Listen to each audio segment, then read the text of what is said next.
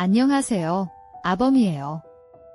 오늘은 한순간의 선택이 어떻게 끝없는 다크로 이어지는지를 보여주는 사건을 전해드리려 해요. 표면적으로는 단순한 중고차 거래였죠. 하지만 그 이면에는 나쁜 의도를 가진 이들과 절망에 빠져 무모한 선택을 하는 이들이 얽히며 끔찍한 결과를 불러왔어요. 이름만 바꿨을 뿐, 이야기는 실제 흐름 그대로 재구성된 기록이에요.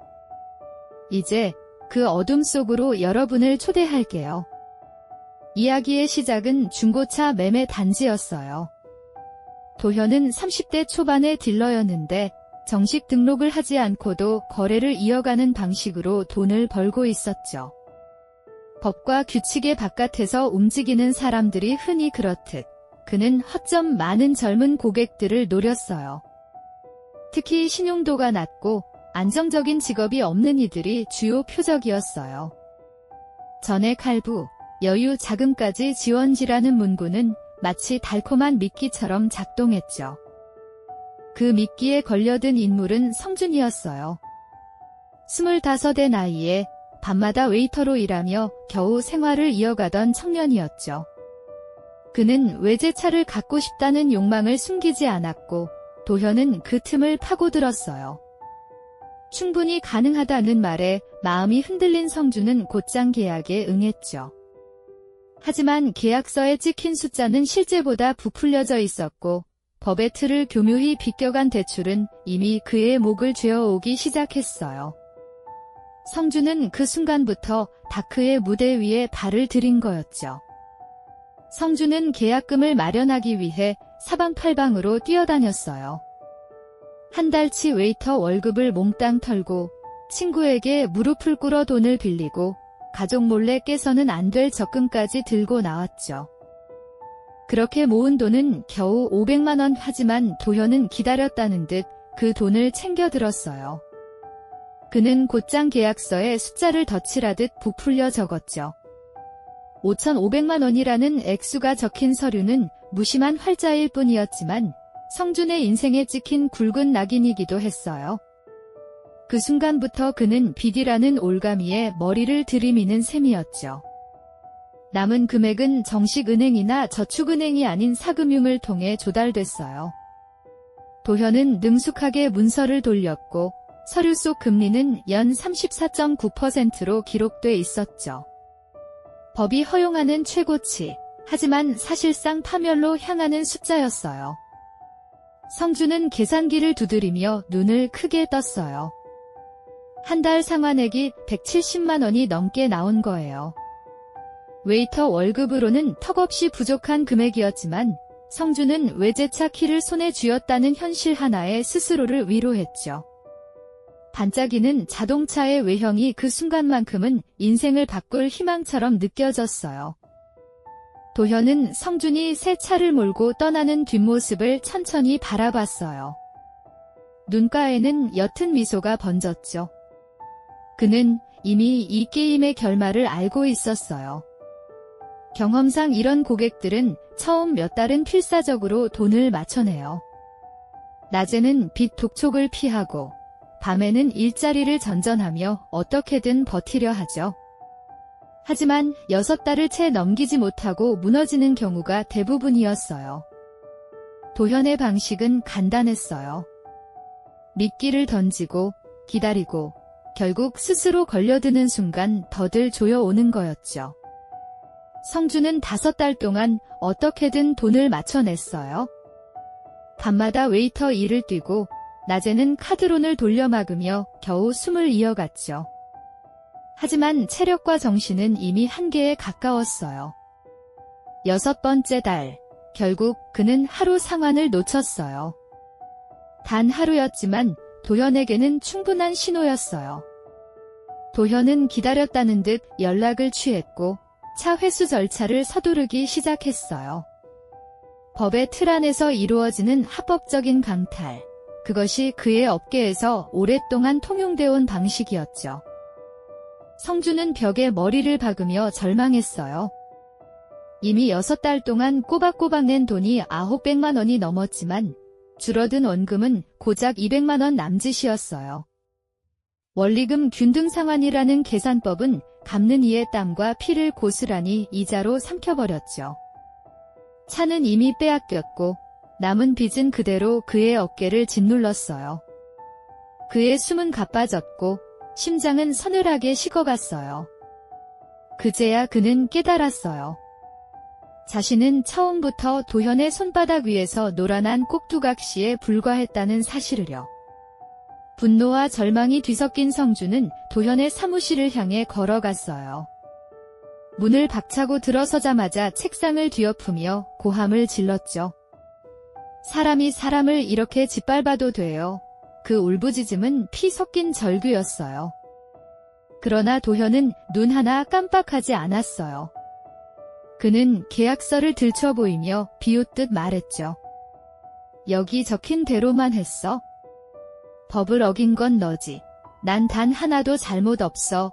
그 말은 칼날처럼 성준의 가슴을 파고들었고 그의 눈빛은 순식간에 얼어붙었어요. 성준은 그 자리에서 무릎을 꿇었어요.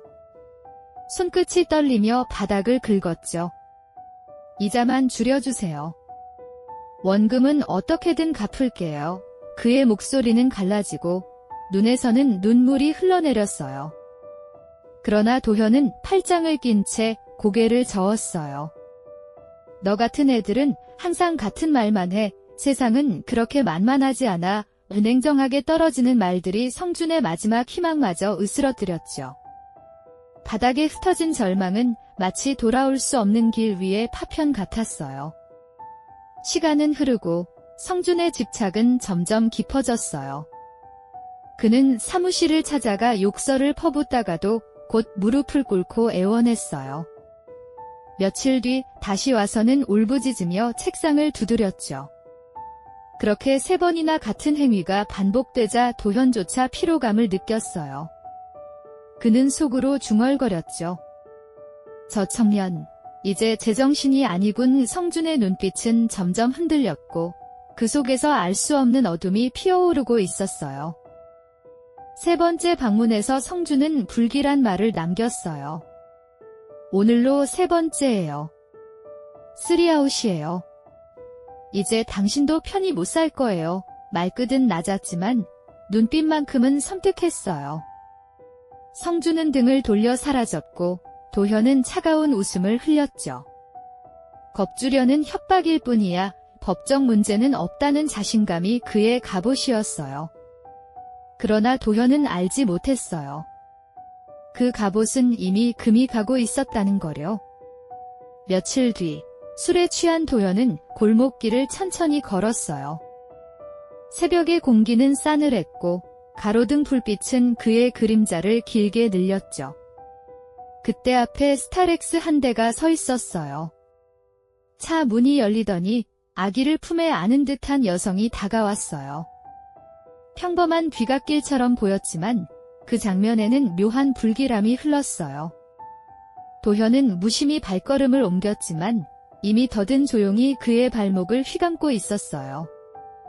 어둠은 한 걸음 더 가까이 다가오고 있었죠. 여성은 도현에게 조심스레 말을 걸었어요. 사장님, 죄송한데 아기를 안고 있어서 힘을 못 쓰겠어요. 차 뒤에 박스 하나만 당겨주실 수 있을까요? 도현은 잠시 망설였지만 곧 고개를 끄덕였죠. 아이를 아는 여인의 모습은 방심을 불러왔어요. 가족이 있는 평범한 사람이겠지라는 착각은 누구에게나 통하는 강력한 주문이었어요. 도현은 무심히 스타렉스 뒷문을 열고 안쪽으로 몸을 기울였어요. 트렁크 깊숙이 박스가 보였고 도현은 몸을 숙여 손을 뻗었어요. 그 순간 철컥 문이 닫히는 소리가 귓가를 때렸어요. 순간적으로 등을 치고 들어온 바람과 함께 문이 잠겼고 어둠이 밀려왔죠. 도현은 본능적으로 발로 차며 소리를 질렀지만 소용없었어요. 스타렉스는 이미 튜닝된 벤 타입, 창문은 쇠판으로 막혀 있었고 운전석과의 사이에는 단단한 격벽이 가로막고 있었어요. 그는 갇혔다는 걸 너무 늦게 깨달았어요. 차가 출발하자 도현은 발버둥을 쳤어요. 발로 문을 차고 주먹으로 벽을 두드렸죠. 그러나 차체는 요지부동이었어요. 그의 호흡은 거칠게 몰아쳤고 식은땀이 이마를 타고 흘렀어요. 그 순간 코끝에 낯선 냄새가 스며들기 시작했어요. 매캐하면서도 묘하게 무력감을 불러오는 향이었죠. 눈꺼풀이 무거워지고 몸이 둔해졌어요. 도현은 이를 악물었지만 곧 의식이 점점 멀어져 갔어요. 눈을 떴을 때 도현은 차 안바닥에 누워 있었어요. 사지가 크게 벌려진 채 단단히 묶여 있었고 손등에는 링거 바늘이 꽂혀 있었죠. 그의 시야는 흐릿했고 입술은 바짝 말라 있었어요. 주변은 고요했지만 곧 누군가의 기척이 다가왔어요. 그곳엔 성준이 있었어요. 구겨진 옷차림, 핏발선 눈빛, 그리고 어딘가 미쳐 보이는 얼굴. 그는 쭈그려 앉아 도현을 내려다보고 있었어요. 성준의 목소리는 낮았지만 떨려 있었어요. 이제 내 차례야. 나는 끝까지 안 무너질 거라고 했지. 그는 링거줄에 무언가를 주입했어요. 차가운 액체가 혈관을 타고 퍼지자 도현의 심장이 미친 듯이 뛰었어요. 눈앞이 번쩍이며 온몸에 힘이 솟구치는 듯했죠. 그러나 곧 또 다른 약물이 주입되자 그 힘은 순식간에 무너져 내렸어요. 몸은 무겁게 가라앉았고 호흡조차 버겁게 변했어요. 도현은 비명을 지르려 했지만 목소리가 나오지 않았어요. 근육은 전혀 말을 듣지 않았고 가슴은 돌덩이처럼 눌려 있었어요. 성준은 그런 그를 바라보며 씩 웃었어요. 이제 알겠지?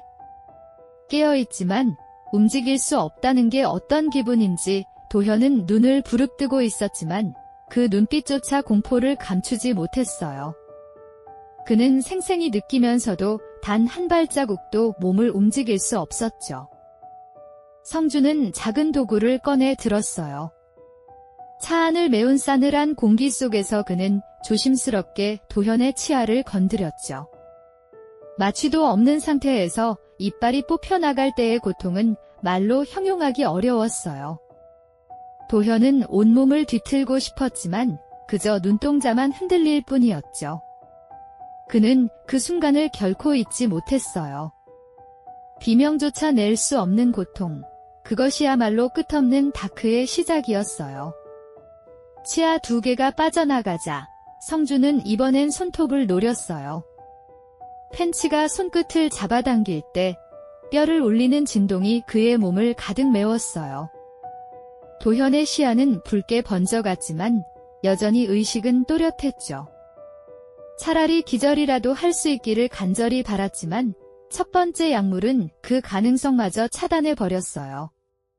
살아있는 고통을 강제로 끝까지 느끼게 만드는 장치였죠. 도현은 이제 눈물조차 흘리지 못했어요. 그의 시야는 멀리서도 성준의 표정만을 담아냈어요.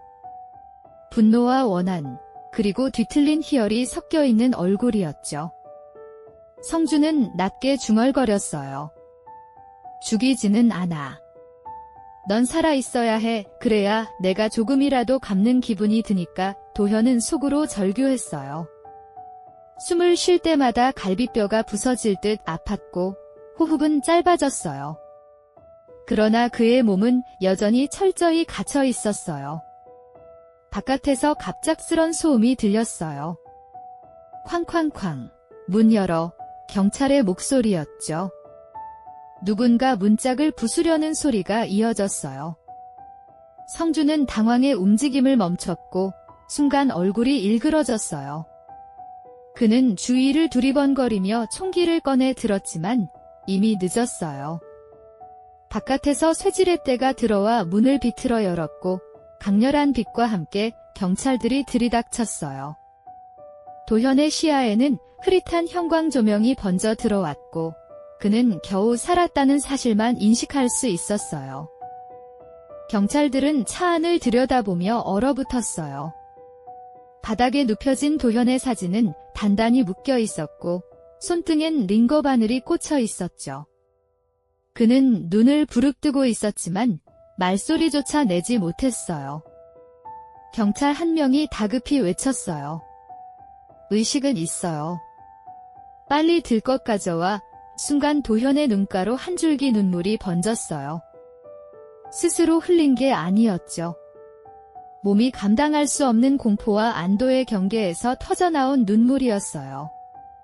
성주는 거칠게 제압당했어요. 경찰들에게 팔이 꺾인 채 끌려나가면서도 그는 소리쳤죠. 이 자식은 사람 인생을 짓밟은 악마예요. 난 복수한 것뿐이에요.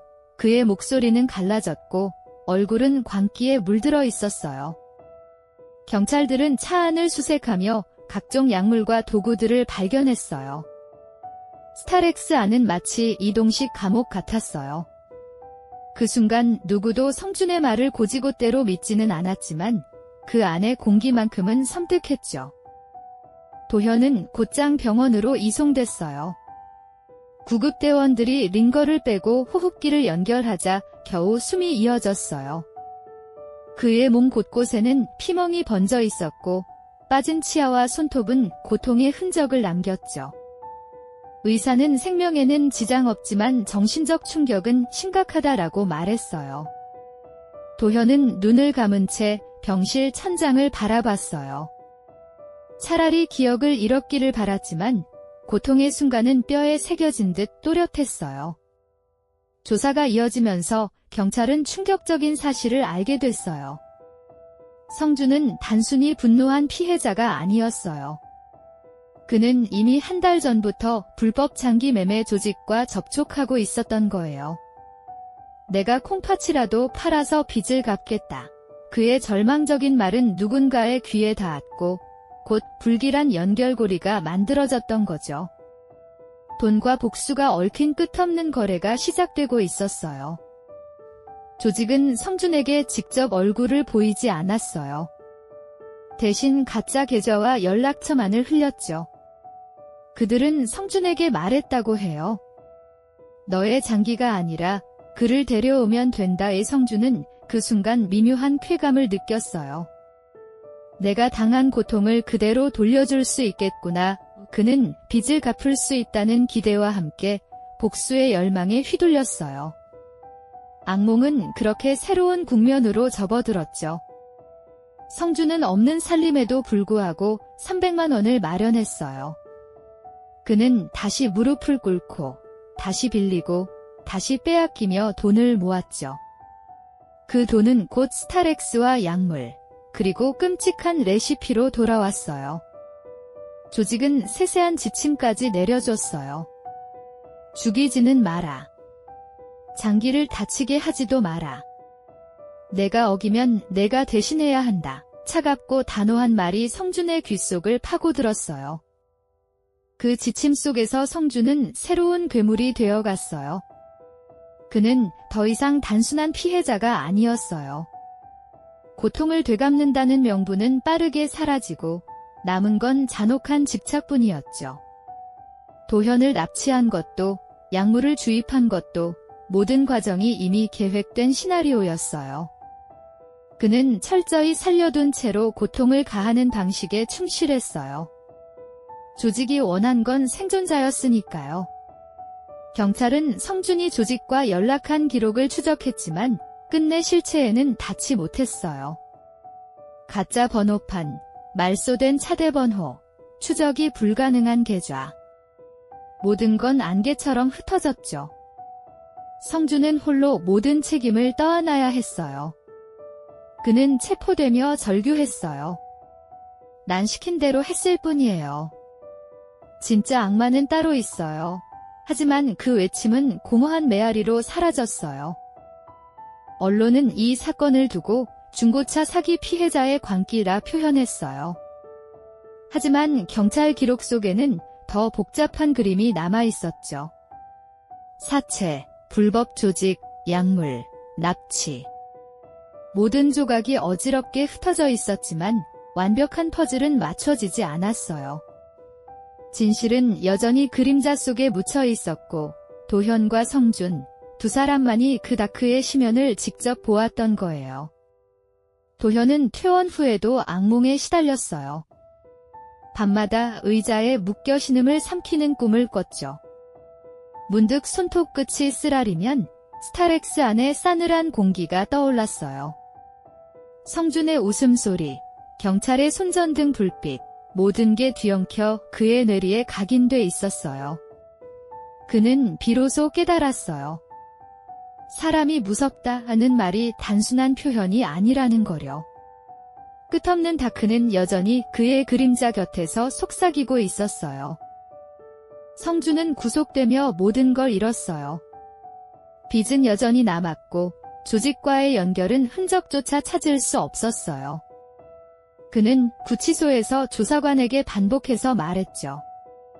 난 단지 되갚고 싶었을 뿐이에요. 난 시킨 대로 했어요. 그러나 그 말은 동정조차 끌어내지 못했어요.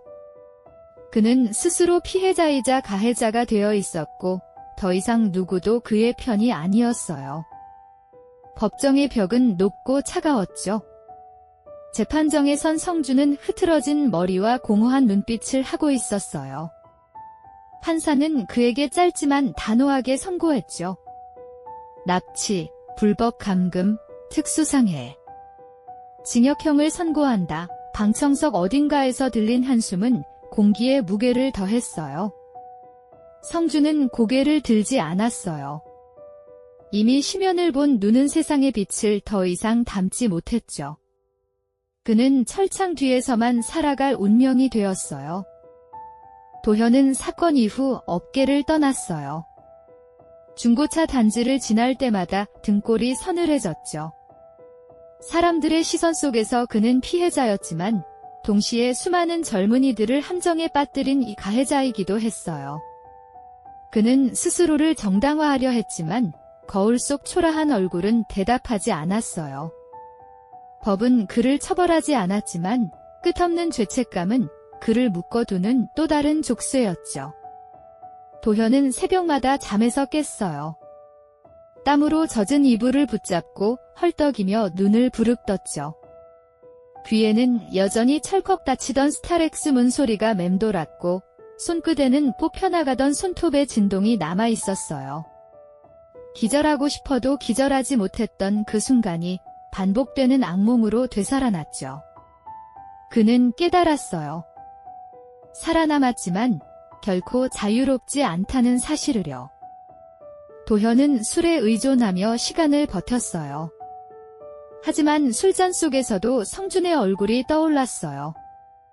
광기에 젖은 눈빛, 낮게 흘러나오던 웃음, 그리고 넌 편히 못 살 거야 라는 말, 그 말은 예언처럼 그의 일상을 잠식했어요. 거리를 걸을 때마다, 지하주차장에서 발자국 소리가 울릴 때마다 그는 뒤를 돌아봤어요. 다크는 이미 그의 곁을 떠나지 않았어요. 이 사건은 조용히 묻혔어요. 언론은 며칠간 떠들썩했지만 새로운 사건들이 금세 주목을 빼앗아갔죠. 사람들은 이 일을 단순한 중고차 사기와 복수극으로 기억했어요. 그러나 실상은 더 복잡했어요. 사채와 불법 조직, 그리고 인간의 끝없는 탐욕이 얽힌 그림자는 여전히 남아있었어요. 아무도 결말을 확신할 수 없는 열린 상처로 세상 어딘가에서 이어지고 있었죠. 시간이 흘러도 도현의 삶은 회복되지 않았어요. 그는 매일 경계하며 살았어요. 문득 아이를 아는 여인을 보면 무조건 발걸음을 멈추고 거리를 벌렸어요. 택시나 승합차 뒷문이 열리는 소리만 들어도 심장이 미친 듯 뛰었죠. 그의 몸은 살아 있었지만 마음은 이미 스타렉스 안에 남아 있었어요. 그 어둠은 시간이 아니라 기억 속에서 계속 자라고 있었죠.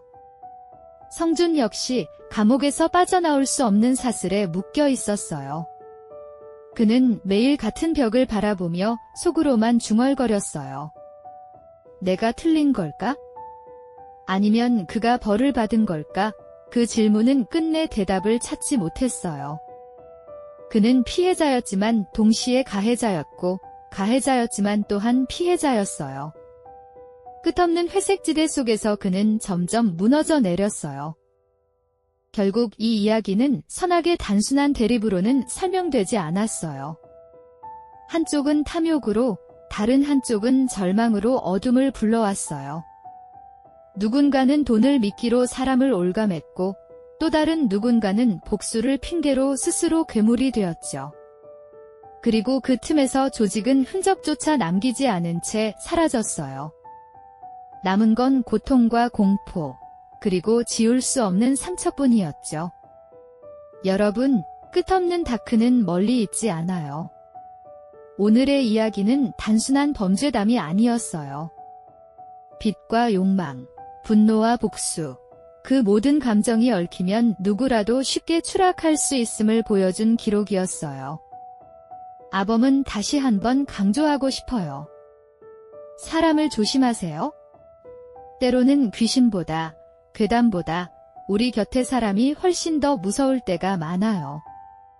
오늘의 나이트메어는 여기까지예요. 조심히 돌아가세요.